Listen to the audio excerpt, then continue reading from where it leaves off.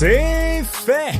Kent Hughes a trouvé un ailier buteur? Pardon?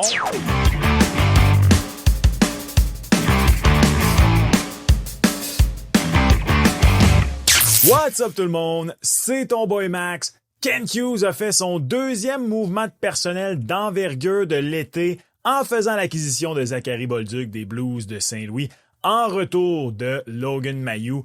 1 pour 1, ça c'est une transaction hockey s'il y en a une. Et désolé au fan club de Logan Mailloux qui, je sais, avait un pas pire lot de membres, mais c'est une excellente transaction pour le Canadien. Tout juste avant de te dire pourquoi, salutations distinguées à toi, oui toi, aventurier de l'Internet qui est peut-être ici pour la première fois, en quête de bon contenu hockey en français avec le marché des agents libres et des transactions qui est en cours dans la LNH. T'en veux plus de bon contenu en français et de façon régulière? Abonne-toi à la chaîne. On s'approche dangereusement de notre objectif d'atteindre les 20 000 abonnés cette année. Alors si c'est pas trop te demander de prendre 0,5 secondes de ton temps, c'est gratuit. Et si tu ne le fais pas, c'est correct.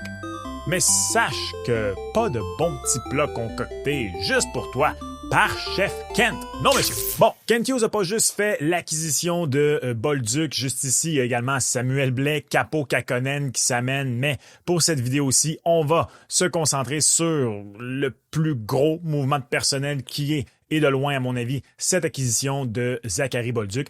Débutons avec la transaction en tant que telle. Le Canadien qui fait donc l'acquisition d'un joueur qui vient de marquer 19 buts dans un rôle assez limité à sa première saison dans la Ligue nationale de hockey en Bolduc. Marquer des buts, il le fait depuis toujours. Il a connu 2 saisons de 50 buts avec les Remparts de Québec, équipe avec laquelle d'ailleurs il a gagné la Coupe Memorial il y a à peine 2 ans en 2023. Pour faire sa niche rapidement dans la LNH, Bolduc a quand même ajouté des cordes à son arc rapide. Sans être le plus gros à 6 pieds 187 livres, il peut quand même distribuer des mises en échec et surtout, il est excellent en échec avant. Ai-je mentionné que seulement 22 ans et donc qui cadre tellement bien dans le plan long terme du Canadien? Donc, un ailier rapide, énergique et qui possède tout un tir. Tout ça contre Logan Mailloux. Je pense que c'est une excellente transaction pour les deux équipes, soyons honnêtes. Avec ce qu'il a fait à ses 2 premières saisons professionnelles comme gros défenseur droitier, avec un excellent tir, capable de donner des mises en échec, avec certaines carences en défense, par contre, la valeur de Mailloux était excellente. Et avec l'arrivée de Noah Dobson qui vient remplir le rôle auquel probablement aspirait Mailloux, bon, en pas mal plus, là, on s'entend. Admettons que Logan Mailloux devient 80% de Noah Dobson, ça va être sensationnel pour lui, mais bon, je veux dire, c'est pour dire qu'avec la présence de David Reinbacher, qui est clairement plus haut dans l'estime de l'organisation, et c'est normal, je parle même pas en termes de qualité du joueur, mais juste, c'est l'administration Hughes Gorton qui a repêché Reinbacher. On l'a repêché 5e au total. C'est l'ancienne administration qui avait repêché Logan Mailloux plus tard au repêchage. C'est donc juste normal qu'on ait Reinbacher plus haut dans notre estime. Bref, tout ça pour dire que ça allait être très, très difficile pour Mailloux de se faire une place à Montréal dès cet automne. D'ailleurs, là, maintenant, avec Dobson et Carrier, potentiellement Reinbacher, oups, la défense à droite, ça commence à être intéressant. Mais ça, ce sera pour un autre moment. Donc, Bolduc contre Mailloux, les deux équipes trouvent quelque chose qu'elles cherchaient.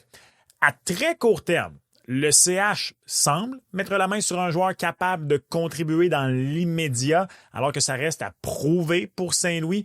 Autant Mailloux que l'état-major des Blues là, ont indiqué qu'ils s'attendent à ce qu'il fasse l'équipe pour débuter la saison. Est-ce que ce sera dans un aussi gros rôle que peut-être Bolduc va occuper dès le début? Ça reste à voir. À moyen long terme, ça a le potentiel d'être une transaction où tout le monde gagne, les deux joueurs inclus compris. Personnellement, je crois plus en Bolduc que je ne croyais en Mailloux. Ce n'est pas une flèche en Mailloux. Je le répète, je pense que le plafond de ce gars-là est un défenseur top 4, 2e vague d'avantage numérique. Tant mieux pour lui si je me trompe et qu'il fait mieux que ça. Et je pense que dans le pire des scénarios, c'est un défenseur de 3e paire. Ne serait-ce que par la puissance de son tir, quand même capable d'amener quelque chose sur une vague d'avantage numérique. Je dis que le CH comble un besoin. Mais aller chercher quoi concrètement? Je veux dire, c'est un centre qu'on a de besoin. Ben, un des seuls petits points négatifs de la transaction Noah Dobson était la perte d'Emil Heinemann, un des rares ailiers qui appliquait un bon échec avant soutenu chez le Canadien de Montréal cette saison. En Bolduc, le Canadien vient encore de s'améliorer, je m'explique. Dobson, évidemment, venait améliorer la défense. Je veux dire, faut vraiment être un solide détracteur de Noah Dobson pour pas penser que sa présence à elle seule améliore la défense du Canadien l'an prochain. Là. Mais bon. Mais on vient en plus d'aller chercher un joueur qui peut être un Heinemann plus. Je crois en effet que si on y va là, dans le même rôle, Bolduc est déjà et risque d'être un meilleur joueur qu'Emil Heinemann. C'est aussi un gars en qui je crois beaucoup. Je pense qu'Emil Heinemann, ça va être un solide joueur de troisième trio dans la Ligue nationale de hockey, capable de marquer une vingtaine de buts, peut-être même un joueur de deuxième trio. Les deux ont un bon tir, Bolduc et Heinemann. Ils ont montré qu'ils peuvent amener de l'attaque de soutien. C'est sûr que dans le cas de Heinemann, ça avait diminué après la fameuse blessure lorsqu'il s'était fait frapper au Utah. Mais bon, les deux, donc, l'ont démontré. Bolduc, sur une saison complète, a marqué 19 buts. Et je viens de le dire, je crois que le plafond est peut-être un petit peu plus élevé du côté de Bolduc. Je sais évidemment pas c'est quoi le plan de Martin Saint-Louis pour débuter la saison. Et je dis pas que c'est là que ça va débuter pour lui à Montréal, mais je vais pas être surpris du tout si tes ailiers top 6, à un certain moment, dès la prochaine saison, ce sont Caulfield, Slafkovsky, Demidov et Bolduc.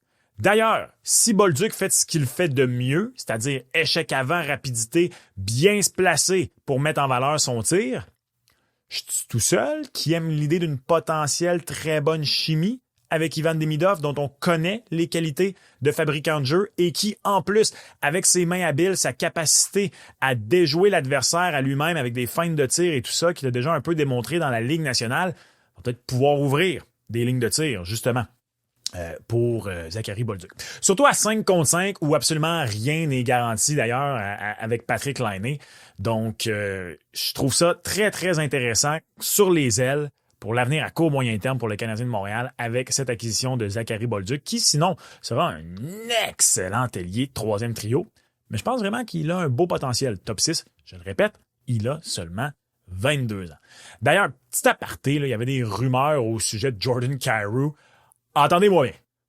À l'heure actuelle, là, au moment où on se parle, juillet 2025, Kyrou est un meilleur joueur que Zachary Bolduc. Mais dans les projets long terme du Canadien, considérant ce que ça aurait probablement coûté pour Kyrou, je pense que je préfère l'arrivée de Bolduc. Laissez-moi savoir ce que vous en pensez, mais léger aparté là-dessus. Là. Faut dire que je suis pas le plus grand fan de Jordan Kyrou, mais bon. C'est quand même déjà un gars de 30 buts, 70 points prouvés, là, fait qu'on y manquera pas de respect ici, hein? Tout ça nous amène à l'éléphant dans la pièce. Zachary Bolduc est un ailier. Je sais, il a joué au centre dans le junior, il y en a même été question dans son point de presse. Mes 2 dernières saisons junior, j'ai joué à l'aile. Mes 2 premières saisons professionnelles, j'ai joué à l'aile. Mes 2 premières saisons junior majeur, je jouais au centre. C'est une position que j'ai déjà joué. C'est une position que je suis pas, comme j'ai dit, ça fait longtemps que j'ai joué, mais que je suis capable de la jouer. Donc, tu sais, je me casse pas trop la tête avec ça, honnêtement. Et d'ailleurs, salutations à l'abonné qui ne cessait de parler de Bolduc dans les lives l'hiver dernier. Je suis désolé, j'ai pas retrouvé qui c'était, mais ton souhait est exaucé. Bravo, t'en as parlé avant tout le monde de Zachary Bolduc, je le reconnais. Sauf que Kent Hughes lui-même l'a dit, on n'a pas fait l'acquisition de Bolduc pour jouer au centre, du moins à court terme. Il faut savoir que Bolduc, déjà avec les Remparts, jouait à l'aile. C'est avec l'Océanique de Rimouski qu'il jouait au centre. Ça fait donc 4 ans qu'il a été muté à l'aile. Et bien sûr, il dit les bonnes choses, qu'il est prêt à essayer, il faut ce qu'il faut. Mais personnellement, je pense que son profil en est un qui cadre beaucoup mieux à l'aile. Ce qui laisse bien sûr la grande question, mais qui donc va jouer au centre du deuxième trio?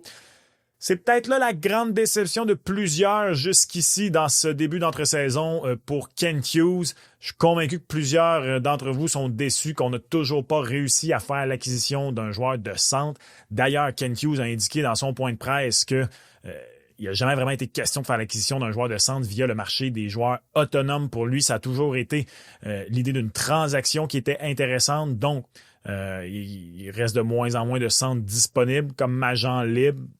Peut-être commencer à regarder vraiment là, qui est disponible via transaction. Parce que selon Kent Hughes, c'était pas l'idée de toute façon. Donc, je pense là, entre autres à Michael Granlund qui vient de signer à Anaheim. Bon, voilà. Ça a l'air que c'était jamais dans les plans du côté de Kent Hughes. Ceci étant dit, Hughes a tout de même grandement amélioré l'équipe. Et il démontre de belles choses jusqu'ici. Vaut mieux aller chercher des joueurs comme Dobson et Bolduc que de s'obliger à aller chercher ou payer plus cher pour un joueur qu'on aime moins parce qu'il est centre. Et c'est quelque chose à quoi j'ai beaucoup réfléchi depuis la fin de saison du Canadien parce que très souvent, lorsque vous faisiez des propositions de joueurs à aller chercher puis que c'était des ailiers ou que c'était des ailiers que vous pensiez qui étaient centres, peu importe, puis je disais, c'est pas un ailier que tu as besoin, c'est un centre. Mais j'y repense et j'applique un peu, finalement, je change mon fusil d'épaule en fait. La philosophie par rapport au repêchage va chercher le meilleur joueur disponible et non pas le meilleur joueur selon tes besoins. Bon, évidemment, ça ne s'applique pas parfaitement à la même philosophie lorsque vient le temps d'aller chercher des joueurs. Sauf que si tu as Noah Dobson de disponible qui vient vraiment améliorer ta brigade défensive, tu le fais. Si tu as Zachary Bolduc de disponible qui vient grandement améliorer tes ailes, tu le fais. Je parle pas d'overkill, comme l'ont peut-être fait les Maple Leafs de Toronto avec John Tavares à l'époque et surtout hypothéquant une beaucoup trop grande place sous le plafond salarial sur 4 attaquants. C'était peut-être pas la chose à faire, mais dans le cas du Canadien, qui était encore à l'étape de bâtir son effectif, il faut pas absolument que tu te concentres sur un trou, absolument, celui de centre. Bien sûr, dans un monde idéal, faut que Kent Hughes règle ce problème-là. Ceci étant dit, je suis prêt à donner la chance au coureur parce que il a prouvé l'an dernier qu'en saison, il est capable de régler des problèmes avec, entre autres, l'acquisition d'Alexandre Carrier. Bref, tout ça pour dire que au moment où on se parle, je pense encore que ça va se jouer entre Kirby Dach et Alex Newhook. Évidemment, ça, c'est s'il n'y a pas de transaction d'ici là. Je parle vraiment dans l'optique où on ne fait pas d'acquisition de joueurs de centre durant l'été chez le Canadien de Montréal. Personnellement, je pense que si Newhook peut avoir bien travaillé dans le cercle des mises en jeu cet été, ce qu'il devrait vraiment faire, sérieux, il me semble que c'est pas si dur que ça quand c'est ta job d'aller travailler le cercle des mises en jeu pendant l'été. Bon, fermeture de la parenthèse. J'essaierai d'en faire le troisième centre entre Gallagher et Anderson. Ça, c'est un duo qui a prouvé qu'il peut fonctionner avec un bon joueur de centre. Je pense que sa rapidité peut en faire un joueur intéressant dans ce rôle, tout en lui enlevant un peu le poids de devoir produire à un rythme élevé. Je sais qu'on avait payé un certain prix pour Alex Newhook. Ça reste que ce gars-là manque, mon humble avis, clairement de finish. Fait que je le ferais débuter dans cette position-là. En même temps, je suis en train de réfléchir, puis quand même certaines choses qui allaient bien avec Demidov dans le peu de temps qu'on les a vus ensemble. Fait que Bolduc, Newhook, Demidov, c'est un pensez-y bien. Mais bon, je pense plus que peut-être que Kirby Dach, on va lui donner l'ultime chance de se prouver dans ce rôle-là. J'aimerais beaucoup voir Dach, Demidov et Bolduc. Je pense qu'il y a des profils complémentaires là-dedans. Je pense que Bolduc, justement, le problème de Dach, on en a beaucoup parlé l'an dernier, particulièrement lorsqu'il était avec Patrick Laine, t'avais pas de moteur. Puis quand je parle de moteur, je parle pas nécessairement, tu sais, Demidov serait un moteur offensif, mais je parle aussi d'un moteur en termes d'amener l'énergie, en termes d'échec avant, de faire un travail un peu plus sale qui peut aider à Kirby Dach. Lui, c'est pas lui qui va faire ça. Et je pense effectivement que tu as 3 profils quand même complémentaires là-dedans. Mais là, je suis en train vraiment de partir sur une tangente deuxième centre. Et ça, ce sera pour un autre moment. Qui sait? Peut-être Kent Hughes nous réserve-t-il une surprise à ce chapitre-ci d'ici le début du camp. Donc, pour revenir à nos moutons, Zachary Bolduc, une excellente acquisition à mon avis pour le Canadien, que ce soit sur le 2e, 3e ou 4e trio, ça c'est une de ses grandes qualités, c'est le type de joueur que tu peux bouger dans un alignement en raison de son profil assez complet. Et justement, un profil que le Canadien n'avait plus avec le départ d'Emil Heinemann. Je pense malheureusement que c'est vraiment un vote de non-confiance en Joshua Roy, mais ça, ce n'est que lui qui peut se blâmer pour ça. Je pense aussi, d'ailleurs, j'en ai pas encore parlé, mais que Bolduc va contribuer à la deuxième vague d'avantages numériques. Il joue dans la position de bumper avec les Blues de Saint-Louis. Je pense qu'il pourrait aller remplir ce rôle-là également sur la deuxième vague. Qui sait, peut-être même sur la première. En termes de buts par minute joués cette saison dans la Ligue nationale de hockey, il a terminé 2e derrière Nikita Kucherov, Zachary Bolduc. Ça vous donne une idée avec des bons joueurs offensifs, avec plus de minutes et peut-être, qui sait, plus d'avantages numériques, mais comme je dis, il en a fait avec les Blues de Saint-Louis déjà cette année. Peut-être que Zachary Bolduc, dès 25-26, va être un joueur important pour le Canadien de Montréal. Et tout ça, je le répète, à mon humble avis, à un prix raisonnable en Logan Mailloux. Je pense que Mailloux a un bel avenir devant lui, mais que les deux joueurs maintenant sont dans de meilleures situations respectives avec leurs nouvelles équipes. Que penses-tu de la transaction? Es-tu déçu qu'on n'ait toujours pas amélioré la position de centre chez le Canadien de Montréal? Laisse-moi savoir en commentaire. Tu veux savoir ce que je pense de l'échange qui amène Noah Dobson à Montréal? C'est juste ici. Et on se reparle lors du prochain épisode. Ciao!